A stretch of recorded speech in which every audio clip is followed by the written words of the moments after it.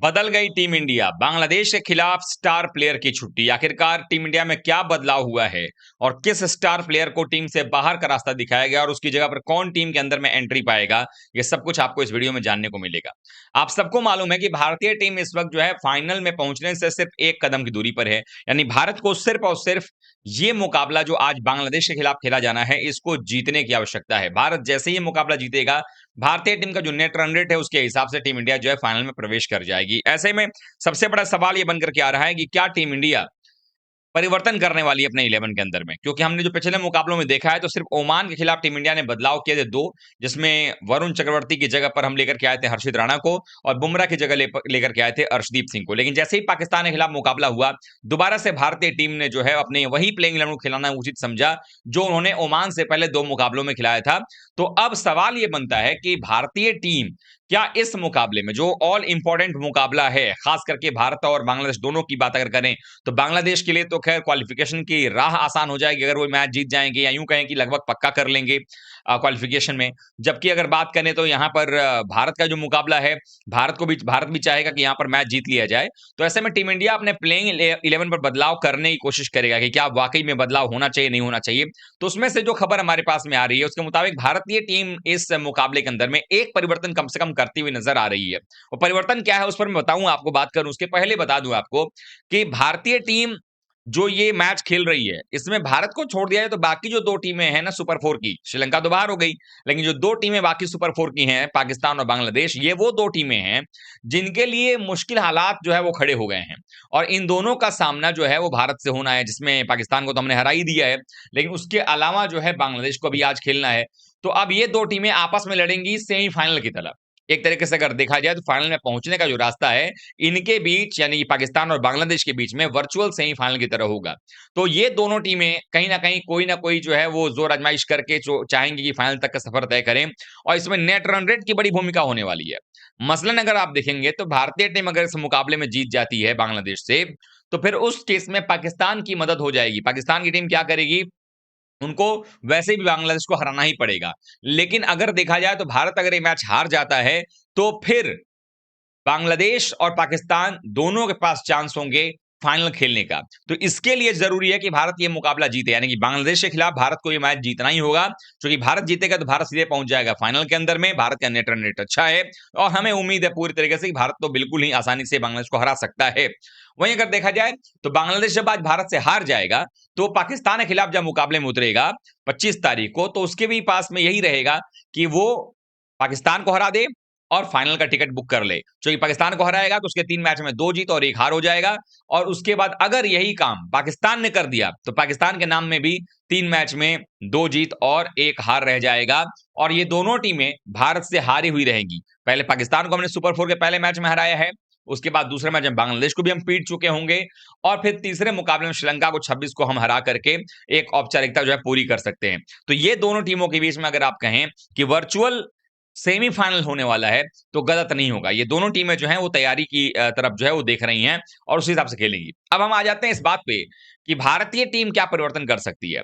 हमने एक चीज देखा है कि जब दुबई में मैच शुरू हुए थे 9 सितंबर को, और अभी आप देखें तो लगभग 15 दिन बीत गया है, तो मौसम धीरे धीरे बदल भी रहा है, ड्यू भी जो है वो आ रही है।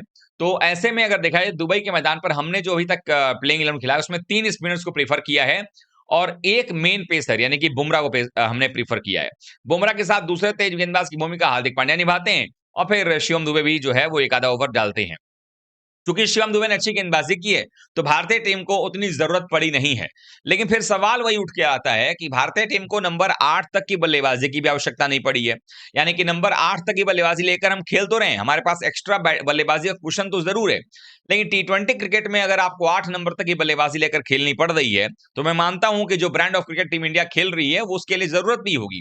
लेकिन फिर भी अगर आप देखेंगे तो ओमान के खिलाफ तो हमने प्रैक्टिस ही खेला, अदरवाइज बाकी जगह आप देखें तो भारत की बल्लेबाजी जो है नंबर 8 तक आई नहीं है। भारत ने इवन जो है नंबर 7 का मौका आने नहीं दिया, चौथा विकेट गिरा है, भारत जीता है। पाकिस्तान के खिलाफ जो 2 मुकाबले हुए हैं उसमें एक मैच में हमने 3 विकेट गंवा करके मैच जीता 7 विकेट से, और जो सुपर 4 का मैच था उसको हमने जो है 4 विकेट गंवा करके जीता 6 विकेट से। तो इसके अलावा भारत की जरूरत पड़ी नहीं बल्लेबाजी की। अगर आप देखेंगे तो उसके बाद भी एक और बल्लेबाज बचा हुआ रह जाता है, ओवर्स भी खत्म हो जाते हैं। तो क्या टीम इंडिया आज के इस मुकाबले में बदलाव कर सकती है? क्या वो इस मुकाबले में एक स्पिनर कम करके एक तेज गेंदबाज को लेकर के आ सकती है, या अगर टीम इंडिया का भरोसा है इसी बात को लेकर के कि नहीं भाई हमें जो है वो तेज गेंदबाज तो चाहिए लेकिन हम स्पिनर कम नहीं करना चाहते हैं या कुछ ऐसा, स्पिनर को भी रखना चाहते हैं और तेज गेंदबाजों को भी रखना चाहते हैं, तो उस केस में आपके पास मौका ये होगा कि आप एक तेज गेंदबाज और इकट्ठा कर सकते हैं। और उसके लिए अगर आप अपने बल्लेबाजी को सर्वाइव करवा सकते हो 7 नंबर तक में ही, यानी बल्लेबाजी पर अगर डिपेंडेंट आपकी डिपेंडेंसी जो है 7 नंबर तक की है, तो आप अक्षर पटेल को ड्रॉप करके आप उनकी जगह पर अर्शदीप सिंह या हर्षित राणा में से किसी एक को खिला सकते हो, ताकि अगर जरूरत पड़ गई कभी, चूंकि पावर प्ले में विकेट हमें नहीं मिल पा रहे हैं, ये बात ध्यान देना पड़ेगा कि बुमराह भी जो है वो पाकिस्तान के खिलाफ फ्लॉप हुए थे। बुमराह ओमान आपके देखें तो उसके पहले भी मैच में भी उनके विकेटों की कॉलम जो है वो खाली रही थी। तो ऐसे में कहीं ना कहीं टीम इंडिया को यह सोचना पड़ेगा कि आपको वो पेस बॉलर चाहिए जो पावर प्ले में आकर विकेट निकाल करके दे। हार्दिक पांड्या विकेट कभी निकालते हैं कभी नहीं निकालते हैं, भरोसा नहीं होता है। तो ऐसे में अर्शदीप सिंह का खेलना बेहद जरूरी है, क्योंकि अगर अर्शदीप सिंह खेलेंगे तो एक तरफ से बुमराह गेंदबाजी करेंगे, एक तरफ से अर्शदीप सिंह गेंदबाजी करेंगे, और जब दोनों तरफ से दबाव पड़ेगा किसी टीम के ऊपर में, तो निश्चित रूप से जो है वो इंडियन टीम को भी जो है वो कहीं ना कहीं विकेट मिलता हुआ नजर आएगा। और जब आप इकोनॉमिकल होते हैं तो ऑब्वियसली बात है बल्लेबाज छटपटाता है रन बनाने के लिए, तो उस बेचैनी में छटपटाहट में जो है वो विकेट भी देकर के जाता है, आपको मौके देता है। हाँ, कैच पकड़ना आपके हाथ में, आप कैच नहीं पकड़ेंगे तो फिर कोई मतलब नहीं होगा। पिछले मैच में पाकिस्तान की टीम ने कई मौके दिए, इवन हमने 4 या 5 कैचेस ड्रॉप किए, तब जाकर वो 171 तक पहुंचे हैं। तो ऐसे में टीम इंडिया को कैचेस भी नहीं छोड़ने हैं और जो रणनीति है उसको भी साफ करना होगा। बाकी तो खैर गौतम गंभीर और सूर्य कुमार यादव को यह सोचना पड़ेगा कि आप अपनी टीम को सेम टीम के साथ आप जाना चाहते हो, या फिर आप जो अपनी टीम में एक एक्स्ट्रा पेसर लेकर के आना चाहते हो। जो मेन फ्रंट लाइन 2 पेसर होंगे बुमराह और अर्शदीप, साथ में तीसरे बॉलर पेसर आपके हार्दिक पांड्या होंगे, और 2 आपके स्पिनर कुलदीप और वरुण हो जाएंगे, और छठे गेंदबाज की भूमिका में शिवम दुबे होंगे।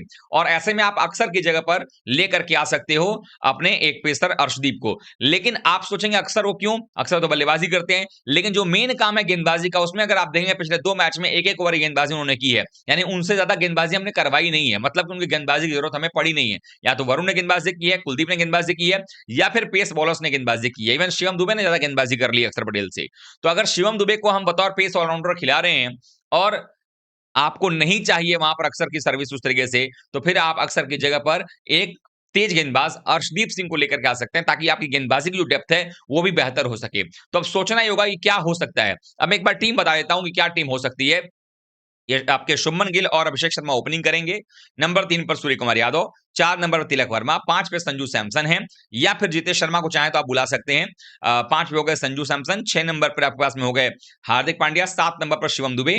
और अगर मैं देखूं 7 नंबर तक की बल्लेबाजी और अक्सर को हटा रहा हूं, तो 8 नंबर पर हो जाएंगे आपके पास में कुलदीप यादव, 9 नंबर पे बुमराह, 10 नंबर पे आपके अर्शदीप सिंह, और 11 नंबर पर वरुण चक्रवर्ती। तो ऐसे में आपके पास में 3 पेसर हो गए, अर्शदीप, बुमराह और हार्दिक। उसके बाद 2 स्पिनर हो गए कुलदीप और वरुण, और एक छठे गेंदबाज की भूमिका के लिए शिवम दुबे से भी आप एक आधा ओवर करवा सकते हैं। या आप यूं कह सकते हैं कि 3 आपके मेन पेसर प्लस 2 स्पिनर 5 हो गए, और छठे बॉलर जो हैं अगर किसी का खराब रहता है तो आप उनसे वहां पर बॉल डलवा सकते हो। तो आप लोगों की क्या राय है, आप लोग क्या सोचते हैं, क्या टीम इंडिया में बदलाव नहीं करना चाहिए? क्योंकि बाकी टीमें भी अब स्पिनर्स से थोड़ा सा एक स्पिनर कम करके आगे की तरफ बढ़ रही हैं, पेसर्स पर ज्यादा ध्यान दे रही हैं। तो ऐसे में जब ड्यू भी आता है, आपको मालूम नहीं कि आप पहले बल्लेबाजी करोगे बाद में बल्लेबाजी करो, श्योर नहीं हो, तो क्या चेंज करना चाहिए? आप जरूर बताइए, कमेंट लिखिएगा, वीडियो को लाइक कीजिएगा। Thank you so much.